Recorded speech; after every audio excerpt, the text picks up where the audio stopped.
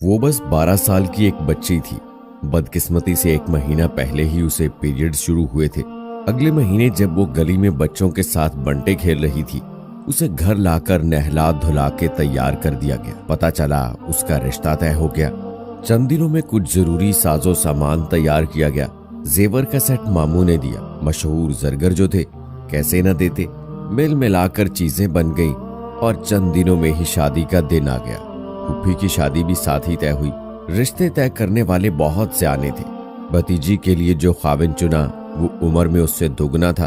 फूफी के लिए जो खाविन चुना वो उससे उम्र में कई साल छोटा था। शादी हो गई और शादी की पहली रात उस बच्ची ने अपने खाविन को पहली बार देखा और फरमाइश की कि वो अपना मौजूदा काम छोड़ के कोई और काम करे। उसकी सहेलियां मजाक उड़ाती हैं। खाविन ने आओ देखा ना ताओ, सामान बांधा, खत लिखा और घर से चला गया। बच्ची चुप करके सो गई। सुबह दम जो हंगामा हुआ वो अलग। बच्ची कसूरवार के खाविन से क्या कहा होगा जो वो चला गया। किस्सा मुख्तसर 2 साल बाद खाविन को ढूंढ ढांड के लाया गया ताकि वो अपनी आने वाली नस्ल की बर्बादी का बीज बो सके। अगले साल 15 साल की लड़की की गोद में एक बच्ची थी और प्रेगनेंसी के अरसे में खाविन फिर गायब था। बच्ची की पैदाइश के बाद वो आता है, फिर एक बीज बोता है, फिर गुम, फिर एक लड़का आता है। लोगों को उम्मीद बनती है कि अब तो शायद सुधर जाए और घर बस जाए, मगर बेसूद। 2 खूबसूरत बच्चे और कम उम्र बीवी भी किसी के पांव की जंजीर नहीं बन सकते, ये साबित हुआ। यहां से मेरे साथ मेरे फेमिनिज्म का जन्म हुआ।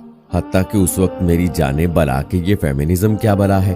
वो 12 साल बच्ची मेरी माँ थी और उसकी गोद में आई बच्ची मैं हूं।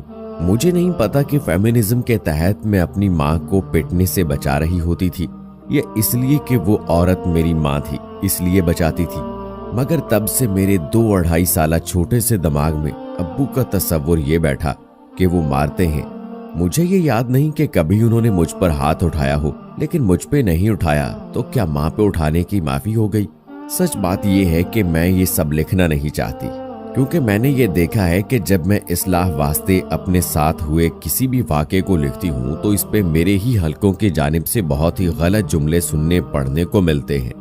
मेरी फैमिली में भी मेरा लिखा पहुंच जाता है। उनके रवैये अलग परेशान कुन होते हैं।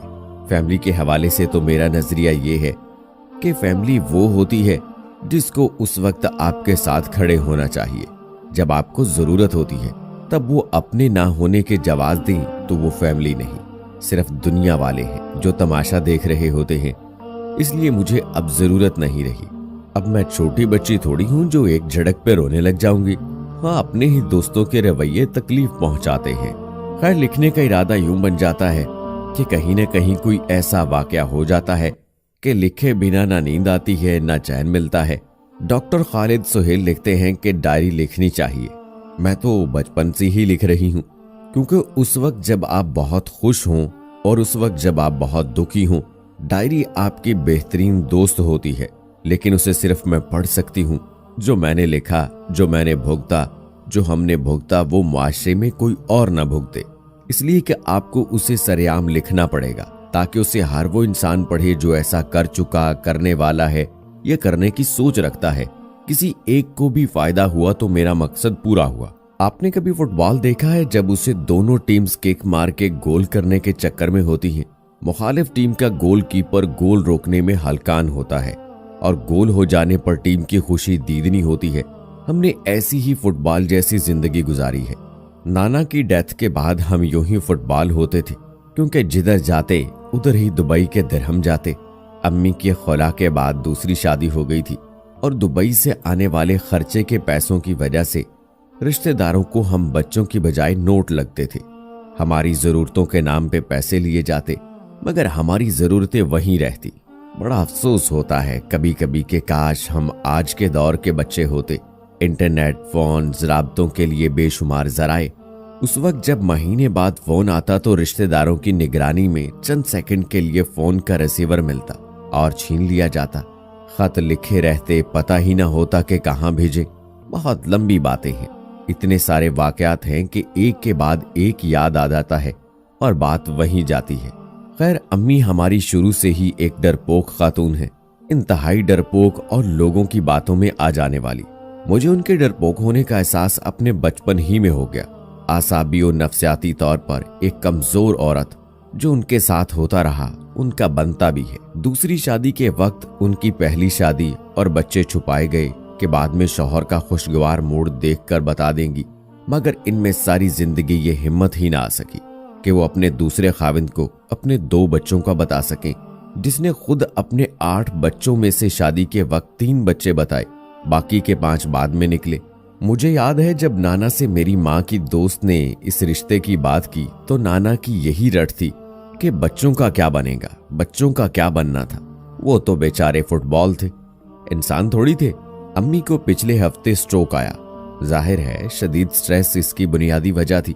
अस्पताल के कमरे में रोते हुए मैंने सिर्फ एक गिला किया कि मैंने सारी उम्र अपनी जात के दुख आपको सिर्फ इसलिए ना बताए कि मेरी माँ एक कमजोर औरत है, उसे ज़हनी परेशानी ना हो तो मैं हर महाज पर अकेले लड़ी हूं, जब बच्ची थी तब भी और जब अपने बच्चे हैं तब भी, मगर आपने अपनी जिंदगी से कुछ नहीं सीखा। काश मेरी माँ एक बहादुर, खुद मुख्तार और अपने फैसले खुद लेने वाली औरत होती तो आज हालात ही अक्सर मुख्तलिफ होते।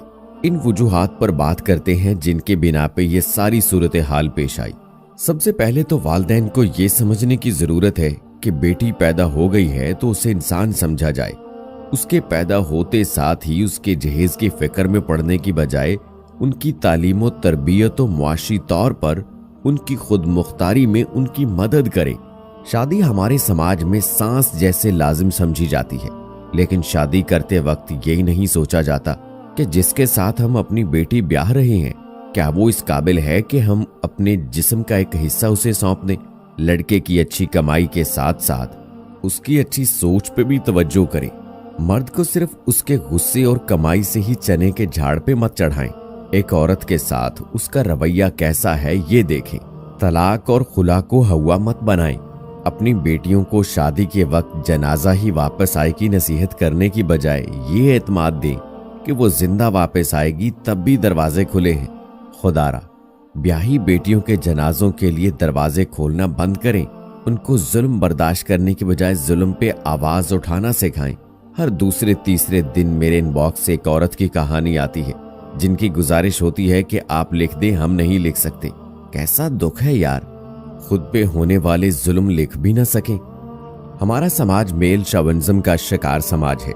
जब हम यहाँ पे औरत की आजादी की बात करते हैं तो ये लठ लेकर खड़े हो जाते हैं कि लो भाई, ये औरत तो सेक्स की आजादी चाहती है। औरत की आजादी से इनके मुआशरे का अखलाक व किरदार खतरे में पड़ जाता है। मैंने आज तक किसी औरत को गलियों, बाजारों या सड़कों पे कभी अपना सीना नंगा करके दिखाते नहीं देखा। हाँ, मैंने कई बार मर्दों को सड़क पे अपनी जीन्स की जिप या शलवार का नाड़ा खोल के अपना डेक, जरा तमीजदार लफ्ज नहीं मिल रहा, दिखाते जरूर देखा है। असूली तौर पर तो माशरे को इस बारे सोचना चाहिए। फेमिनिज्म का नाम सुन के आग बगूला हो जाने वाले उसे सही तरह बोल नहीं पाते। इसके मानी क्या समझेंगे? फेमिनिज्म के मतलब में कहीं भी मर्द से नफरत नहीं, बल्कि मर्द से खुद को इंसान मनवाने की जिद्दोजहद है। औरत भी मर्द के बराबर की इंसान है। उसका भी इन तमाम कामों पर वैसे ही हक है जैसे किसी भी मर्द का। जिन लोगों को ये लगता है कि मैं हमेशा औरतों के लिए लिखती हूँ, शायद मैं मर्दों से नफरत करती हूँ, तो उनको क्लियर कर दूं कि मेरे बेहतरीन दोस्तों में मर्द ज्यादा हैं। मेरे नाना मेरे आइडियल मर्द हैं। अगर मुझे नफरत करनी होती तो मैं अपने बाप से करती, मगर उनसे हजारहा इख्तलाफात के बावजूद मैं उनसे नफरत नहीं कर सकी। उनकी मौत से मेरे दिल को लगने वाला सदमा आज भी मेरे साथ है। मेरे नजदीक कोई भी इंसान बुरा नहीं होता, उसके रवैये और इखलाक उसे बुरा बनाते हैं।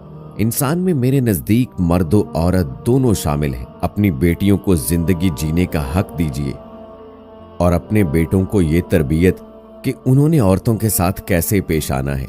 हमारे समाज का मर्द बेहतर हो सकता है अगर उसकी तरकीब करने वाली माँ पदसिरी की बजाय मादर सिरी सोच की मालिक हो, और उसके लिए सबसे पहले अपनी बेटियों को तालीम का हक दें। पढ़ी लिखी माएं बाशऊर मर्द बनाएंगी। कल एक फेसबुकी खातून दोस्त ने इनबॉक्स अपनी कहानी सुनाने के बाद मैसेज किया कि आप औरतों की मुआशे खुद मुख्तारी पे जरूर लिखें। अपनी माँ की मिसाल सामने रख के मैंने ये तहरीर लिखी है।